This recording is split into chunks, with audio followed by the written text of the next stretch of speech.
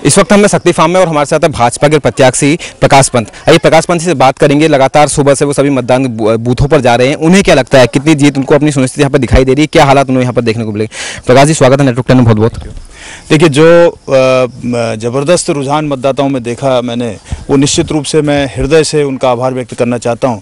और जिस तरह से वो घर से निकल करके मतदान करने आ रहे हैं और विशेष तौर पर भारतीय जनता पार्टी के पक्ष में मतदान करने आ रहे हैं, वो निश्चित रूप से अद्भुत है। और इतना अधिक सहयोग समर्थन हमको दिया गया और कांग्रेस के जो झूठ का पर्दाफाश हुआ है, जिस तरह से उन्होंने सत्य से परे बातें कही, जिस तरह से मतदान को प्रभावित करने का प्रयास किया, वो सब कुछ सामने आ गया और जनता अब निष्पक्ष भाव से मतदान कर रही है। और जिस तेजी से मतदान हो रहा है वो इस बात का द्योतक है कि भारतीय जनता पार्टी के पक्ष में जबरदस्त अंडरग्राउंड का लहर है। अच्छा, आपको लगता है कि आप यहाँ पर जीत रहे हैं, लेकिन कांग्रेस की अगर बात करें, मुख्यमंत्री यहाँ से चुनाव लड़ रहे हैं, लोगों का भी ऐसा कहना है, कांग्रेसियों को ऐसा कहना है कि कई सारी घोषणाएं यहाँ पर की, भूमिधर की बात की है। आपको ऐसा क्या लगता है कि क्यों भाजपा को लोग यहाँ पर वोट देंगे? देखिए, कांग्रेस ने जिस तरह से झूठ और फरेब का वातावरण बनाया था वो धुंध छाप हो चुकी है। इससे बौखला करके उन्होंने जिस तरह का परसों गतिविधि की, एक हमारे विधायक को न केवल मारा पीटा बल्कि उनसे मोबाइल उनके छीन ले गए और उसके बाद ले जा करके थाने में बैठा दिया और पूरी रात हमारी FIR तक नहीं लिखी गई।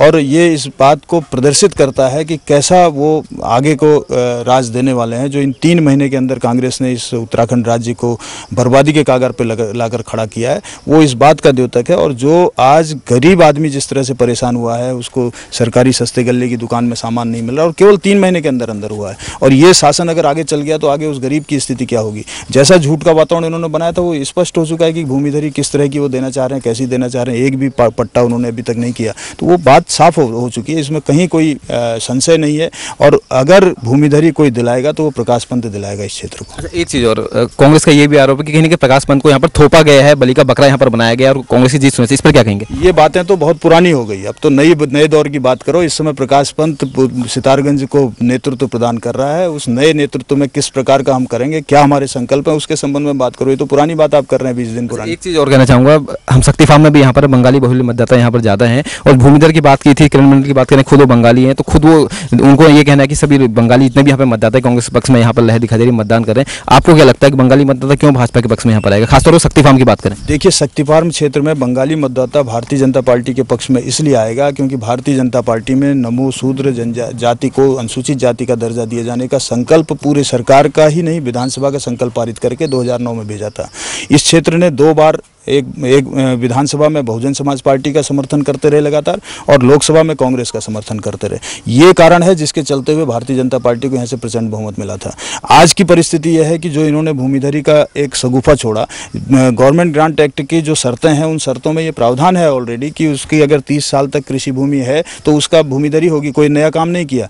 परेशानी तो यहाँ ये थी कि जो ज़मीन जिस लैंड में लोग कृषि कार्य कर रहे हैं उसमें वो मकान बना के भी रह रहे हैं, अर्थात आवासीय प्रयोजन के लिए उपयोग कर रहे हैं। और जब आवासीय प्रयोजन के लिए उपयोग कर रहे हैं तो पट्टे की शर्त का उल्लंघन हो गया। पट्टे की शर्त का उल्लंघन हो गया तो उत्तर प्रदेश जमींदारी विनाश अधिनियम 1950 की धारा 131 के तहत उन्होंने पट्टे की शर्त तोड़ दी और वो ज़मीन सरकार में मर्ज होगी। तो साजिश है गरीब को परेशान करने की। और ये भी उनका कहना है कि प्रकाश पंत पिथौरागढ़ में हार गए, जो उनकी गृह विधानसभा थी, तो ऐसे में यहाँ पर भी उनकी जमानत जब्त होगी। ऐसे सवाल यहाँ पर कई सारे हैं जो कांग्रेस अभी आरोप लगा रहे हैं। इस पर क्या कहेंगे कि आप अपने गृह नगर में क्यों नहीं जीत पाए वहाँ पे पिथौरागढ़ में, और यहाँ पर आप जीत की उम्मीद कर रहे हैं? अब ये देखिए, ये तो सब आरोप लगने थे, जितने आरोप लगने थे लग गए। वो 14 विधानसभाओं का एक सांसद के रूप में वो प्रतिनिधित्व कर रहे हैं। किसी एक विधानसभा से खड़े होने की हिम्मत उनकी नहीं थी। मेरा तो ये क्षेत्र रहा है, मैं तो यहाँ से प्रतिनिधित्व कर चुका हूँ। 28 विधानसभाओं का प्रतिनिधित्व मैंने किया है। इस क्षेत्र से मैं प्रचंड बहुमत से जीत करके गया हूँ। आज पुनः भारतीय जनता पार्टी ने गुरुत्तर दायित्व मुझे सौंपा है, तो मैं इस दायित्व का निर्वहन करूँगा। इसी को आगे बढ़ाऊंगा। पिथौरागढ़ की बात करें, क्या आपको लगता है वहाँ पर क्यों जनता ने आपको नकार दिया था और यहाँ पर क्यों जिताएगी? मुझे जनता ने कोई नहीं नकारा है, जनता ने नहीं नकारा। इंदिरा गांधी भी हारी थी और चुनाव हारना जीतना कोई बहुत बड़ा विषय नहीं है। विषय तो यह है कि जनता के पक्ष में आपने कैसा काम किया। हमने समर्पित भाव से वहाँ काम किया, 17 बड़े प्रोजेक्ट किए। पूरे उत्तराखंड का अगर पहला इंजीनियरिंग कॉलेज खोला तो वो मैंने पिथौरागढ़ में खुलवाया था।